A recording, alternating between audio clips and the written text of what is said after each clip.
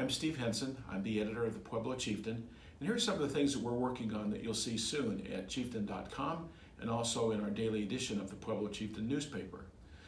Let me skip ahead a little bit. For the weekend, we're going to do a nice feature on our new fire chief.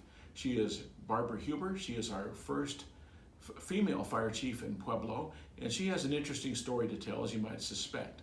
So we're going to have a nice story with her and also a video that you'll enjoy watching on our website. Tonight I wanted to talk to you for just a minute about the Denver Broncos exhibition game and explain kind of how our timing works here. The Broncos play the Seattle Seahawks at Seattle, and that game begins at 8. And if you're a football fan, you know that exhibition games in particular can go a long time because there are so many penalties. So by the time the game is over, it hits past our press deadline. So we probably won't have a story in tomorrow's paper about the game.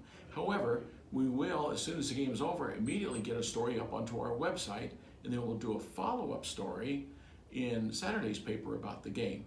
It's just one of those things that if we waited around till midnight or 12:30 or whenever the game's over and we get a story from the Associated Press, that means the papers will be coming to you an hour and a half later, and we can't do that because it not only inconveniences you, it's difficult for a lot of our carriers who often have other jobs or responsibilities they need to get to, and they can't sit around waiting for an hour and a half to do that. So, and just in the way of explanation, if you were wondering, well, why isn't there a Broncos story in the paper?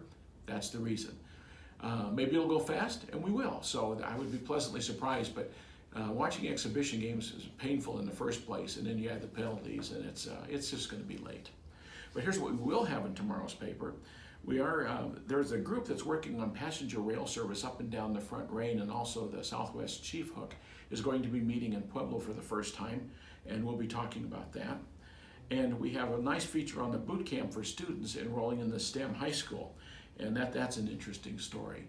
And so those are just a few of the things we're working on, and we hope you enjoy the paper, and go Broncos.